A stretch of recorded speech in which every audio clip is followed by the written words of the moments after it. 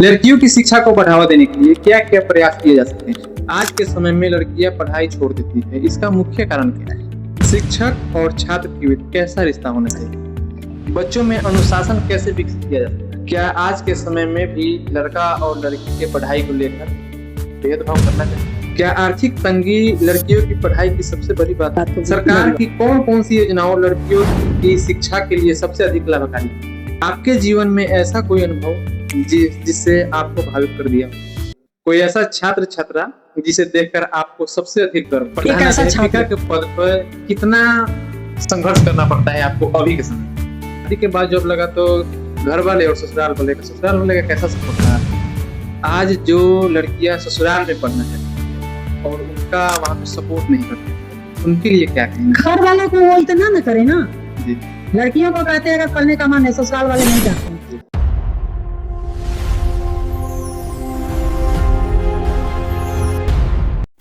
नमस्कार, स्वागत है आपका हमारे नए एपिसोड द AMR पॉडकास्ट में।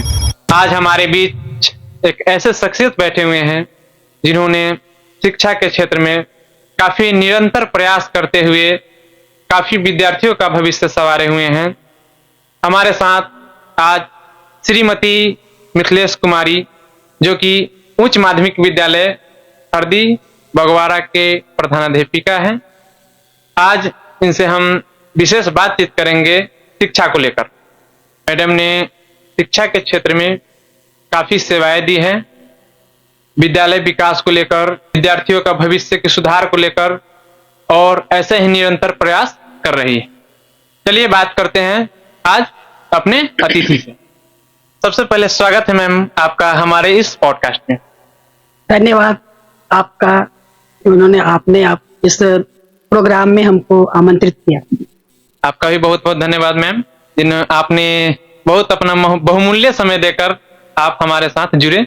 सबसे पहले आप अपनी शुरुआती शिक्षा को लेकर और अभी तक के दौर के बारे में संक्षिप्त में बताइए।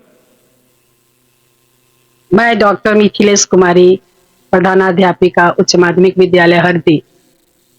मेरी पढ़ाई ग्रामीण क्षेत्र में एक छोटे से गांव से हुआ। प्राथमिक शिक्षा गांव के स्कूल से और मध्य विद्यालय फिर गांव के विद्यालय से की, फिर हाई स्कूल की परीक्षा बगल के पंचायत वाले गांव से की, और स्नातक की पढ़ाई बेगूसराय GD कॉलेज से, जो कि LN मिथिला यूनिवर्सिटी में पढ़ता है। फिर PG की पढ़ाई ये बिहार यूनिवर्सिटी से डिपार्टमेंट से की, केमिस्ट्री मेरा सब्जेक्ट रहा। उसके बाद PhD की डिग्री भी मैंने बिहार यूनिवर्सिटी से ही की। उसके बाद जब हमारी पढ़ाई समाप्त हो जाती है तो फिर हमें लगा क्या कि हमें जो परेशानी हुई है तो हमें शिक्षा के क्षेत्र में ही आगे बढ़ना चाहिए।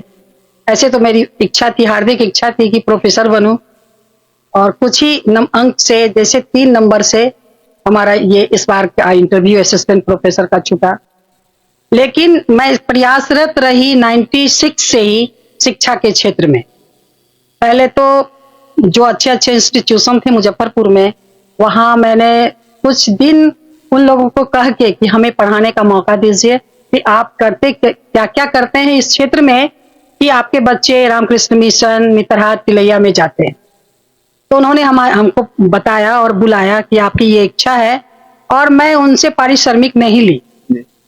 6 महीना उनके यहाँ मैं काम की हर क्षेत्र में, और उनके काम करने का जो पद्धति था, नाम तो हम नहीं लेंगे, लेकिन अभी मुजफ्फरपुर या कहीं भी हम जाते हैं उस तरह की पढ़ाई और उस तरह का माहौल कहीं देते ही नहीं है।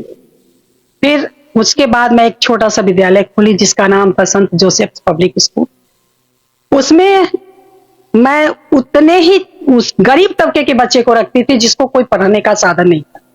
लोग कहते थे क्या कि इसमें क्या बचता है, बोले सिर्फ खाने के लिए मिल जाता है हमको। हमारे बच्चे, मेरे के खुद के 4 बच्चे उसी विद्यालय से पढ़े, और आज हमारे तकरीबन दर्जनों बच्चे मेडिकल में, इंजीनियरिंग में, सेना के लाइन में हैं। हमारे खुद के 2 बच्चे इंजीनियर हैं, और बहुत जो अभी विश्व की सबसे बड़ी इन्वेस्टमेंट कंपनी है उसमें कार्यरत है मेरा बड़ा वाला बेटा।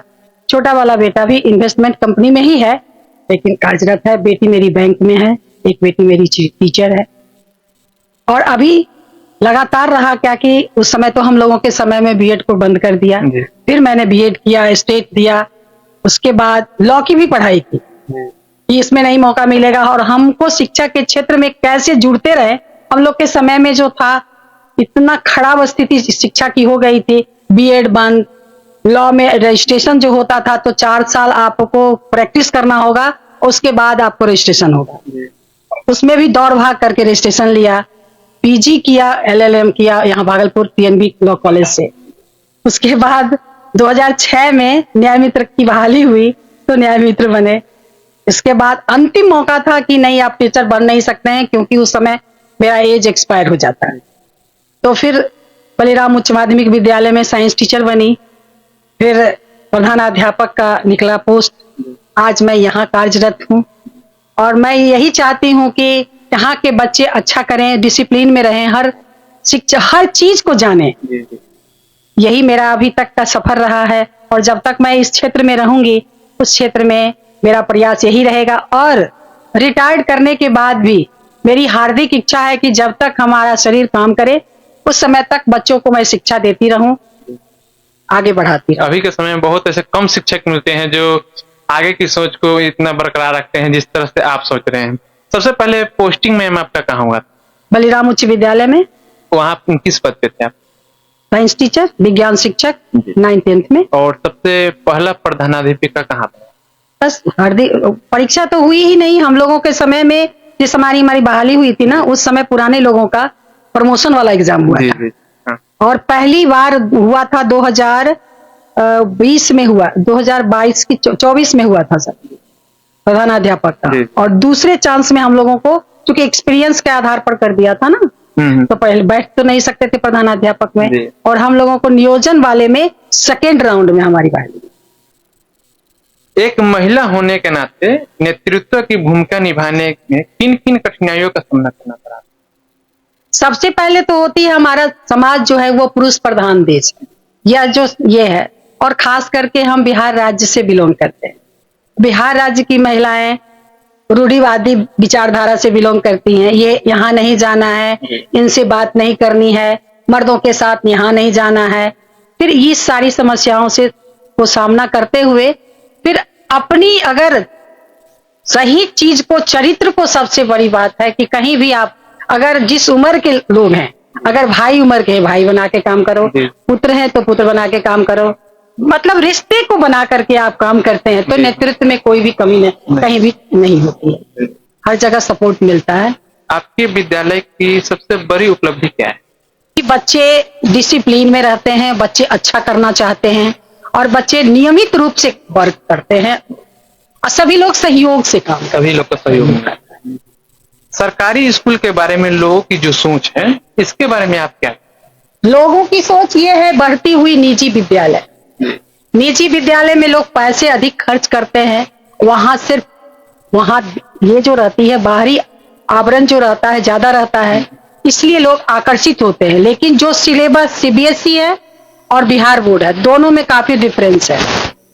अगर बिहार विद्यालय से मैं भी पढ़ी हूँ, जो चीज वो देता है, जिस तरीके से उसकी पढ़ाई हो रही है, लोग अगर इस मानसिकता को हटा दे कि नहीं बिहार विद्यालय में ही बच्चे पढ़ेंगे और वहां के काम को नियमित, जैसे निजी विद्यालय के काम को लोग देखते हैं कि बच्चा मेरा क्या पढ़ा, क्लास वर्क क्या किया, टीचर कैसे गलत चेक किए, लेकिन क्या सरकारी विद्यालय के कॉपी को बच्चे के गार्जियन चेक करते हैं? नहीं करते हैं। यही थोड़ा सा डिफरेंस है। लोगों की मानसिकता है कि हिंदी मीडियम में पढ़ाई नहीं, जबकि सीबीएसई भी हिंदी में एग्जाम लेता है और बिहार बोर्ड भी हिंदी में एग्जाम। इस पे आप क्या कहेंगे कि बच्चों को, माता पिता को क्या सलाह देंगे अभी के समय में? बच्चे जब स्कूल से जाते हैं तो उनके रूटीन को वो देखें और रूटीन में वो जिसकी कमी है वो शिक्षक से मिले, प्रतिदिन भेजे, और वो जब कंसस हो जाएंगे ना, चाहे देखिए पढ़ने वाले अनपढ़ गार्जियन हो चाहे पढ़े लिखे गार्जियन हो, अगर नियमित हो जाए कि शिक्षक को जाके मिले, अभिभावक और शिक्षक मीटिंग जो होती है उसमें जाएं और शिक्षक से पूछें, अगर नहीं समझ में आती है तो शिक्षक से पूछें कि मेरे बच्चे में कमी क्या है, किस पोर्शन को उसको मजबूत किया जा सकता है, तब काफी अच्छा रहेगा। अभी के समय में और पहले के समय में पढ़ाई को लेकर बहुत बड़ा बदलाव हुआ है। जैसे पहले मोबाइल का, सोशल मीडिया का जमाना नहीं था, तो आप इसे कैसे देखते हैं? सोशल मीडिया और मोबाइल से बच्चे पे कितना असर पड़ा है? सबकी खामियां होती हैं, सबसे लाभ होता है। तो मोबाइल से वो भी डिपेंड करता है वातावरण पे, इन्वायरमेंटल इफेक्ट जो होता है बच्चों पे पड़ता है। अगर गार्जियन पढ़े लिखे हैं, गार्जियन अगर उसको लगता है कि बच्चे को इससे फायदा होता है कि जिस चैप्टर को मान लीजिए कि किसी एक चैप्टर को पढ़ना शुरू किया बच्चा, वो अगर अच्छा करना चाहता है तो अगर मीडिया का सहारा लेता है तो बहुत अच्छा करेगा। लेकिन बच्चे क्या करते हैं, बच्चे का स्वभाव कुछ ऐसा होता है कि बच्चे लगता है कि इस काम को भी देख ले, उस काम में उसको ज्यादा मजा आने लगता है। और हम लोग क्या करते हैं कि जब उस समय उसको देखते हैं, हर समय तो चेक नहीं कर पाते हैं। तो अच्छी चीज भी है और गलत चीज। और जैसे किसी चीज, अब जैसे खान सर का कोई, आर्यन सर का कोई ले रहा है, या फिजिक्स वाले का कोई कोर्स ले रहा है, जिसको वहां जाने का रहने का सुविधा नहीं है, कोर्स लेके घर में बैठ के पढ़ सकता है। और आज बिना पढ़े देख इंटरव्यू में आ रहा है, ये बच्चे यूट्यूब से सहारा लेकर के आईएएस बने हैं, बीपीएस। सही बात है। अभी जो मतलब अच्छा सोच है जिनका, सोशल मीडिया उनके लिए अच्छा है। अच्छी सोच नहीं, मतलब इन्वायरमेंट उनको मिल रहा है कि घर के सारे लोग उन पर ध्यान दे रहे हैं। अभी अभी एक इंटरव्यू में देख रहे थे कि एक महिला है, शादीशुदा है, उसके हस्बैंड एक निजी कंपनी में काम करते हैं, 2 बच्चे हैं, उसको पढ़ाते हुए और अपने पढ़ते हुए अभी एसडीएम निकाली है, और यूट्यूब से उनके लिए तो वो कितना फायदेमंद हुआ। लेकिन यही है कि बच्चे हस्बैंड को मार दिए और ड्रम में बंद कर दिए, ये भी तो बुरा प्रभाव है। सही बात है, क्या इसका भी बहुत बड़ा प्रभाव पड़ता है, बहुत बड़ा प्रभाव पड़ता है। लड़कियों की शिक्षा को बढ़ावा देने के लिए क्या क्या प्रयास किए जा सकते हैं? सबसे पहले तो लड़कियों के लिए जो सुविधाएं दे रही है सरकार, तो वो तो बहुत अच्छी सुविधा है। लड़कियों के लिए सबसे अच्छी बात है कि लड़कियां कॉन्शियस रहेंगी, और लड़कियों के प्रति, लड़कियां एक पढ़ती हैं तो पूरे समाज को पढ़ा लेती हैं, अपने पूरे परिवार को। इसलिए लड़कियों को तो सरकार सुविधा दे ही रही है, और लड़कियों को खुद करना होगा ये काम सरकार उसको भरपूर सहायता दे रही है, फ्री शिक्षा दे रही है, स्कॉलरशिप दे रही है, किताब दे रही है। उसके बाद पढ़ाई के बावजूद भी जो पास करती हैं लड़कियां या लड़के, उसको दे रही हैं। आज के समय में लड़कियां पढ़ाई छोड़ देती है, इसका मुख्य कारण क्या है? कुछ बहुत बच्चे, 90% बच्चियां पढ़ना चाहती हैं, और 90% बच्चियों को जब, जैसे बिहार बोर्ड में जो पढ़ रही हैं, उनको खुद से आगे की चीज को समझ में नहीं आता है। अब जैसे 5 विषय पढ़ते हैं, हिंदी, इंग्लिश, संस्कृत, साइंस पढ़ते हैं, गणित पढ़ते हैं। अब गणित में है कि बच्चे अभी जो प्राथमिक शिक्षा की स्थिति है, वो प्राथमिक शिक्षा अच्छे से नहीं ले पाती हैं, माध्यमिक शिक्षा अच्छे से नहीं ले, कॉलेज में उनको इच्छा होती है जाके, जब उनका दिमाग डेवलप करता है कि हम उसको अच्छे से करें, हम भी इंजीनियर बनते, उस समय तक वो समझ नहीं पाती हैं, और आगे चीज उनको समझ में नहीं आता है। शिक्षक और छात्र के बीच कैसा रिश्ता होना चाहिए? मतलब भाई बहन, माता पिता की तरह का रिश्ता होना चाहिए, कि मतलब फ्रेंड की तरह रहना चाहिए, जिससे वो अपनी बातों को रख सके। बच्चों में अनुशासन कैसे विकसित किया जा सकता है? बच्चों के साथ फ्रेंडशिप डेवलपमेंट, मित्रता का भाव रख के, अगर बच्चे अच्छे करते हैं। हम हॉस्टल भी खोले हुए थे इसके पहले, अभी भी कुछ बच्चे मेरे पास रहते हैं, ऐसे ही घर में रहते हैं। लेकिन जिस समय हम खोले हुए थे ना, तो बच्चे तो करते हैं शैतानी। अगर वो शैतानी करते थे तो उनका, मेरा कहना था कि तुम सही बात बोलो, तुमको मैं बचा लूंगी। लेकिन अगर गलत बोलोगे तो फिर उसमें तो कुछ हेल्प नहीं कर पाएंगे। तो वो एक दिन मारपीट करके आए, मतलब 10 मिनट में वो संत जोसेफ पब्लिक सीनियर सेकेंडरी से मारपीट करके आ गया। मेरे पास कंप्लेन आया कि आपके बच्चे आए और मारपीट करके चले गए। अब हम उनकी बात पर यकीन ही नहीं करिए, कहीं नहीं, ऐसा हो ही नहीं सकता। जब हमको वो रिकॉर्डिंग दिखाए तब उसको हम बोले कि नहीं, तुमको बोलना चाहिए। अब उस दिन से वो बच्चा हमको जो भी गलती होती थी, चाहे वो किसी भी तरह की गलती हो, वो हमको बताता था। ग्रामीण क्षेत्र में लड़कियों की शिक्षा को लेकर सबसे बड़ी चुनौती क्या है? बड़ी चुनौती है उनके जो आने वाली कठिनाई है, उसको बताने वाले बहुत जगह उसका जगह नहीं, जी। सिर्फ ट्यूशन और कोचिंग करते हैं। क्या आज के समय में भी लड़का और लड़की के पढ़ाई को लेकर भेदभाव करना चाहिए? बिल्कुल नहीं। लेकिन लोग करते हैं। तो उनकी मानसिकता को बदलने का कोशिश सरकार भी कर रही है, और हम लोग भी जो ये इसके बारे में आपका प्रयास क्या रहेगा? भेदभाव कैसे बंद किया जा सकता है? उसके कामों को उसको प्रचार प्रसार करके, उनके क्लिप को दिखा करके कि देखिए आज ये लड़कियां ऐसे कर रही जी। हैं। एसडीएम बनी, जी। एसडीएम के लिए क्या पोस्ट होता है? एसडीएम है। शिक्षक शिक्षिकाएं बनी, वो अपने माता पिता को और सास ससुर दोनों को बराबर की दृष्टि से देख सकती हैं। जी। क्या आर्थिक तंगी लड़कियों की पढ़ाई की सबसे बड़ी बाधा है? बड़ी बात है। आप मानते हैं इस बात को? इस बात को भी। सरकार की कौन कौन सी योजनाओं लड़कियों की शिक्षा के लिए सबसे अधिक लाभकारी है? प्री जो छात्रवृत्ति है वो, जी। उसके बाद पास करने के बाद जो उसको पैसा दिया जाता है, जी। आगे उसके बाद जो सरकार चलाई है ये क्या मुख्यमंत्री योजना वाली जो चलाई है ना, जी जी। लोन देती है, जी, उसको सिर्फ 1% पर देती है। जी। कौशल युवा कार्यक्रम है, जी। वो फ्री में दिया जाता है। और लड़कियों को तो अगर बाय द वे उसको फिर रोजगार को डेवलप करने के लिए भी 20,000 से लेकर के 2 लाख तक का उनको लोन दिया जाता है। शिक्षा के क्षेत्र में कौन सा बदलाव है जिसे आप देखना चाहते हैं? ऐसा बदलाव जो आप देखना चाहते हैं कि शिक्षा के क्षेत्र में इससे बदलाव? सबसे पहली बात है कि जो जहाँ जिस जगह है शिक्षा के क्षेत्र में, प्रारंभिक से लेके माध्यमिक तक जी। बदलाव तभी हो सकता है जी। जब उसके कामों का ऑब्जर्वेशन समय समय पर। सिर्फ यहाँ उपस्थिति अनुपस्थिति का ऑब्जर्वेशन होता है, लेकिन उसके कामों का नहीं होता है। सरकार सोचती है जी। कि नहीं हम उसको निरीक्षण कर, एक दिन आ गए और उसका पढ़ाई कर दिए, नहीं। बच्चों की सबसे बड़ी चीज है जिसको के पाठक जी जो हमारे शिक्षा सचिव रहे, उन्होंने जो किया था कि बच्चों से आके पूछते थे कि क्लास वर्क क्या मिला, होमवर्क क्या मिला।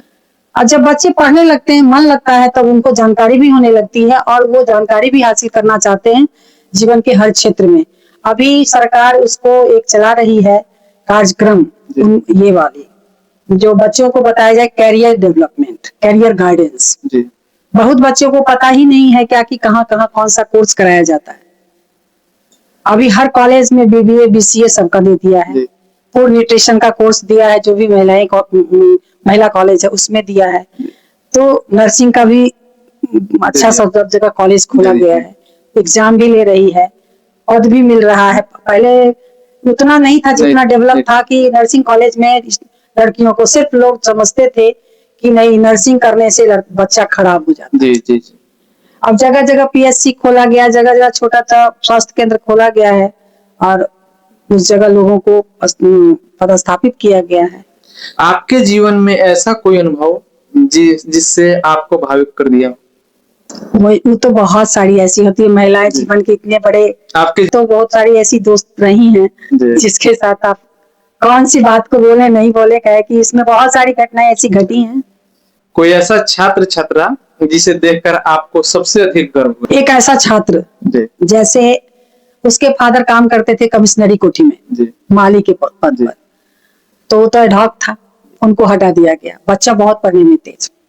उस समय हम अपने बच्चों को प्रिस्टाइन से फॉर्म भरवाते थे, रजिस्ट्रेशन करवाते थे सीबीएसई बोर्ड का। पढ़ने में इतना अच्छा था कि हम उसको मन से पढ़ाते थे, लेकिन उसके फादर की स्थिति खराब हो गई, वो गाँव चला गया। जब हमको पता चला कि नहीं आया 10 दिन, तो नहीं पता चला कि क्यों नहीं आया।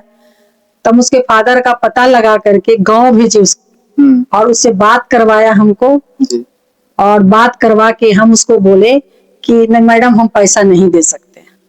हम कहे आप भेजिए, आप पैसा नहीं दीजिएगा, अगर इसकी इच्छा होगी कि मैडम को हम गिफ्ट दें तो ये अच्छा काम करेगा, अच्छे पद पर जाएगा और ये हमको पैसा भी दे देगा। वो साथ में उस आदमी के साथ में वो लड़का आया, उसको 96% नंबर आया और वो आज बहुत अच्छे पोस्ट पे एसएससी सेंट्रल वाला कंप्लीट करके और बहुत उच्च पद पर वो पदासीन है। और सबसे बार पहले आया वो मिठाई लेके, तो हम बोले किस चीज का मिठाई है? तो आपकी इच्छा से आप कहे थे ना कि कमाई करेगा तो ही हमको पैसा देगा। और उस समय का जो हमारा फी था, वो 4 साल जो फ्री में पढ़ा ना, जबरदस्ती पैर में लटक के कहा कि नहीं, ये आपका पैसा है और स्कूल का पैसा है, गुरु का पैसा कभी नहीं रखना चाहिए, और वो हमको पूरा पैसा दिया। क्षेत्र में बच्चों के लिए आप क्या संदेश देना चाहते हैं? ग्रामीण क्षेत्र में बच्चों को जैसे कौशल से जुड़ा हुआ काम होना चाहिए। जैसे बच्चे अगर ठीक है खेत में भी काम कर रहे हैं तो काम करते रहें, और ऐसी शिक्षा हो कि वो शिक्षा ग्रहण करके खेती के क्षेत्र में ही बढ़ना चाहते हैं, कृषि ही अच्छा करना चाहते हैं, तो इंजीनियर बन करके अभी अब बोझा की तरफ वो 70 एकड़ में कितने एकड़ में कि 40 एकड़ में वो बना करके फल का व्यवसाय कर रहे हैं। तो ग्रामीण क्षेत्र से भी बहुत अच्छा अच्छा विकास किया जा सकता है। आपके जीवन की सबसे प्रेरणादायक महिला कौन और क्यों? आपके जीवन की, मेरे जीवन की जी प्रेरणादायक महिला, जी उनका नाम बताना उचित समझेंगे? नहीं ना। वो एक ऐसी महिला थी कि जिनके पति डीलर थे, जी तो रहे नहीं। उनकी वो इंजीनियर की बेटी थी। उनको मतलब वो गर्भवती थी, और गर्भवती की अवस्था में उनको हॉस्पिटल ले जाने तक के लिए किसी ने सहारा नहीं दिया। हम लोग वही महिला मिलकर के, हम रामदयालु मंडल में महिला अध्यक्ष भी रह चुके हैं भारतीय जनता पार्टी में। तो हम लोग जो महिला मंडल के सदस्य थे वो सब मिल करके उसको वहां ले गए, और हम लोग उसको कहे कि हम साथ में हैं, तुम पढ़ी लिखी हो और तुम ऐसा मेहनत करो कि तुम वो WHO में काम की सुपरवाइजर का, और आज वो एक मीडिया में काम कर रही है। जी, बहुत गर्व की बात। प्रधानाध्यापिका के पद पर कितना संघर्ष करना पड़ता है आपको अभी के समय में? पद तो बहुत अच्छा होता है, प्रधान होता है, लेकिन पद के अलावे घर के सभी सदस्य एक स्वभाव के नहीं होते। काम सरकार जो अभी देती है तो अभी तुरंत का तुरंत रिपोर्ट भेजना है, ये करना है, सारे नीट एंड क्लीन मांगती है, VC लेती है। सभी सदस्य एक जैसे नहीं होते, मिला के काम करना पड़ता है। अगर जो काम अगर मिला के नहीं करते हैं उनको काफी कठिनाई होती है। अगर काम करते हैं तो भी ठीक, नहीं करते हैं तो भी ठीक, क्योंकि सभी हाथ की उंगलियां सभी बराबर नहीं होती है, इसलिए सदस्य भी बराबर नहीं होते हैं। अगर मिला जुला के चलना है तो घर एकदम खुशहाल रहेगा, वही एक घर होता है। विद्यालय भी एक मेरा घर है, और हम चाहते हैं कि सभी, यहाँ तो सभी हमारे से छोटे हैं, लेकिन चाहते हैं क्या कि सभी हमसे खुश रहें और जो काम करें वो सीखें। हम बार बार सभी लोगों को कहते हैं कि आप लोगों का भी बहुत समय बाकी है, सीखने का प्रयास कीजिए, और नेतृत्व का गुण रहेगा। लजाने की बात नहीं होती है, कोई भी काम में अगर लग जाए कि वहां हमको लाज लग रही है, शर्म लग रही है, तो वहां विकास नहीं हो सकता। सही बात। आपके विद्यालय में सभी एक परिवार की तरह मिलकर रहते हैं? हम रखने का प्रयास करते हैं। वो रहे नहीं रहे, उनकी मजबूरी बन जाती है। किसी में मतभेद? किसी में भी मतभेद नहीं रहता। हम उनकी काम को अगर इग्नोर भी करते हैं तो भी उनको फिर एक दिन छोड़ दिए, दूसरे दिन फिर हम ही गुड मॉर्निंग, गुड आफ्टरनून किसी भी तरह से शुरू करते हैं, खुद से मतलब मिला के चलते हैं। और घर का गार्जियन अगर खुशहाल है ना तो वो पूरा परिवार रहता है। अगर हम अपने मन में द्वेष धारने की नहीं, आज वो नहीं काम किए, कल उनको मैं CL नहीं दूंगी, कल उनका CL, ऐसा कुछ भी नहीं रहना चाहिए। और ये स्कूल एक परिवार है, जब खुश रहेंगे तभी बच्चों को अच्छे से पढ़ाएंगे। आपके विद्यालय में सबसे फेवरेट टीचर आपका कौन है? आपके विद्यालय में अभी के समय में फेवरेट टीचर जी, ये तो हो जाएगी कोई ना होंगे फेवरेट टीचर? देखिए, ये हो जाएगी, हमारे क्लिप को सुनेंगे ना तो उनको तकलीफ होगी। हमारे सभी प्रिय है, क्योंकि सबका विषय अलग अलग है, सभी मन से पढ़ाते हैं और सभी हमारे लिए प्रिय है। बहुत सभी के लिए। मतलब आप ये नहीं कहना चाहते हैं कि हाँ हम किसी पर्सनल का नाम लेंगे तो दूसरा नाराज होंगे? नहीं, मतलब कुछ अधिक कोई काम करते हैं, कुछ थोड़ा उससे कम काम करते हैं, लेकिन विद्यालय किसी एक से नहीं चलता है। सभी का अपना विषय, सभी अपने मनोयोग से पढ़ाते हैं, इसलिए मेरे लिए सभी प्रिय है। अभी के समय में या पहले के समय में लड़कियों को काफी कठिनाइयों का सामना करना पड़ता था। आप इस कठिनाई का सामना करते हुए इस स्तर तक आए, इसमें आपकी जो यात्रा है कैसी रही? सबसे पहले इसमें हमारी गुरु मेरी माँ रही। मेरी माँ मिडिल स्कूल पास थी, पढ़ी लिखी थी। मेरे पिताजी बहुत ज्यादा, पिताजी भी कम पढ़े लिखे थे, लेकिन मेरी माँ की एक मेरी मौसी डॉक्टर थी और मेरे नाना जी की उतनी आर्थिक स्थिति अच्छी नहीं रही होगी, लेकिन मेरी माँ की इच्छा थी कि मेरे जो बच्चे हों वो बहुत अधिक शिक्षा लें। वो सबका विरोध करते हुए, मुझे तो ये नहीं पता कि कैसे पढ़ाई, लेकिन सबका विरोध करते हुए वो बैठाती थी और कहती थी कि ये पढ़ना है, हमको जो कठिनाई हुई हम चाहते हैं तुम ऐसे करोगी तो ऐसे होगा, औरतों को ऐसे करना पड़ता है, उसको सब काम कराना पड़ता है, काम घर का भी काम करता है, अच्छे अच्छे वस्त्र नहीं दिए जाते हैं। वो मैं, और उस समय का जमाना था कि एक साल में जब पर्व होता था ना, तब महिलाओं को साड़ी कपड़ा दिया जाता था। तो ये सब बात माँ हमको बताती थी, तो मेरे मन में लगता था कि नहीं, अच्छा करना चाहिए, अच्छा करना चाहिए। और हमें 5वां क्लास से ही हम लोगों में स्कॉलरशिप मिलता था बिहार सरकार की तरफ से, और उसका एक परीक्षा होती थी, 5वां में होता था, 7वां में होता था, और सब परीक्षा को हम पढ़ के, उस समय मेरी इतनी इच्छा थी कि हम तीसरे क्लास में रहे होंगे, उस समय ट्रांसलेशन की जो ये नहीं थी, तो चाचा का ट्रांसलेशन का बुक रहता था, तो उसको क्या करते थे, या एक गाय है तो उसको लिखते थे YAH मतलब के, हाँ इंग्लिश में मतलब उसको हिंदी में लिखते थे उसको, इंग्लिश जस्ट हिंदी। और मेरे उसको पूरे को बना के हम अपने चाचा जी को दिखाए। चाचा मेरे बहुत खुश होकर के खूब देर तक हंसे, बोले क्या कि ये ऐसे नहीं बनाया जाता है, इसका एक नियम होता है। और खुद से पढ़ के अभी PG तक की पढ़ाई में मैंने सेल्फ स्टडी किया, और सेल्फ स्टडी में मेरी माँ का सोच लीजिए कि साथ में पढ़ी लिखी महिला, और उस समय हम लोग 5 किलोमीटर पैदल जाते थे स्कूल। गांव में प्रत्येक गांव में स्कूल नहीं हुआ करता था। अपने गांव में प्राइमरी तक की शिक्षा थी, प्राइमरी बोर्ड हुआ, फिर 7वां की पढ़ाई लोग किया, फिर 8वां की पढ़ाई किया, और तब हम लोग हाई स्कूल। तो अभी के समय में जो लड़कियां थोड़ी सी कठिनाई पे पढ़ाई को छोड़ना चाहती है, उनके लिए आप क्या उसके लिए उसको उनके घर वालों को प्रोत्साहित करना चाहिए, जो उनके जानकार लोग हों अगल बगल, जिससे बच्चियां खुश रहती हों, जिससे उनके बच्चे अपना मॉडल मानते, घर में भी तो मॉडल मानते हैं ना, हमारे भैया ऐसे कर रहे हैं तो ऐसे करना चाहिए। तो बच्चे होते हैं, उनका दिमाग नाजुक होता है, उसको उस पर करते करते हो जाता है। कैसे बच्चे, अगर आप देख रहे हैं तो कैसे बच्चे आपका कैच कर लेते हैं मोबाइल को देख, उसी तरह बच्चे झुकते हैं, बच्चे ये नहीं होते हैं। अगर बच्चे किसी के प्रति ईर्ष्या कर रहे हैं तो ईर्ष्या में हम लोग भी साथ देते हैं, हाँ उसको ऐसा कर देना चाहिए। तो उसको जब तक हम लोग रोकेंगे नहीं, हम लोग उसको प्रोत्साहित नहीं करेंगे, तब तक नहीं, किसी भी, चाहे वो लड़का हो चाहे लड़की। आपको कभी लगा कि मैं यहाँ से पढ़ाई छोड़ के वापस चली जाऊं? कभी नहीं लगा। शादी के बाद हमारे हाथ में आटा लगा हुआ रहता था। मेरी सासू माँ, मेरे देवर जी, मेरी ननद, मेरी बहन सब साथ में रहते थे। MDDM की यहाँ लड़कियां पढ़ती थी PG में, जिस समय 30वां क्लास लेते थे, उस समय भी हमको कभी ऐसा नहीं लगा कि हम घर से आते हैं, ये लड़कियां इतनी सज-धज के आती हैं। मतलब उस समय भी उनको लगता था, सीखने की ललक हमको थी कि हम अच्छा करें।